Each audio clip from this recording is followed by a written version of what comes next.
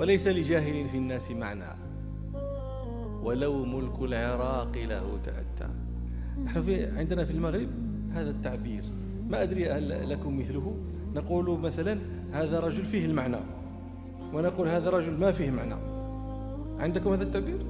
عندكم أنتم عندكم بالجمع المعاني. ما شاء الله، احنا عندنا معنى واحد.